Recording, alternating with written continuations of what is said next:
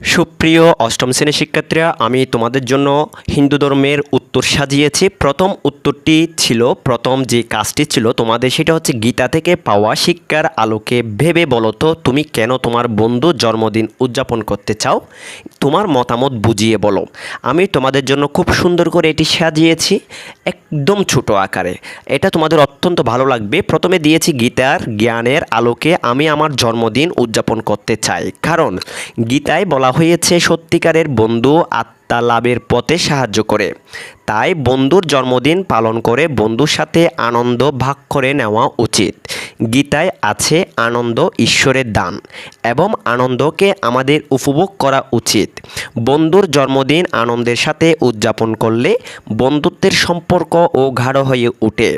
জন্মদিন পালন করা একটি ঐতিহ্য। জন্মদিন পালন করা মানে একজন মানুষের সাথে তার শুভক্ষণটির আনন্দ ভাগ করে নেওয়া। এটি আমাদেরকে আমাদের সংস্কৃতি ও ঐতিহ্যের সাথে সংযুক্ত করে রাখে। এটি একটি ঐতিহ্যপূর্ণ অনুষ্ঠান যা আমাদের আনন্দ প্রদান করে এবং বন্ধুত্বের মধ্যে ভালোবাসা সৃষ্টি করে। তাই আমি আমার বন্ধুর জন্মদিনটি উদযাপন করতে চাই।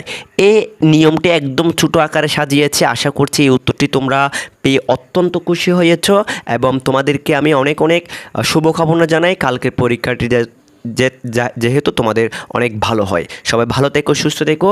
এখন আমি তোমাদের কাজ 2-এর উত্তর নিয়ে একটি ভিডিও আপলোড করব। সবাই আমার চ্যানেলটি সাবস্ক্রাইব করে আমাদের সাথে থেকো। সবাইকে অসংখ্য অসংখ্য ধন্যবাদ।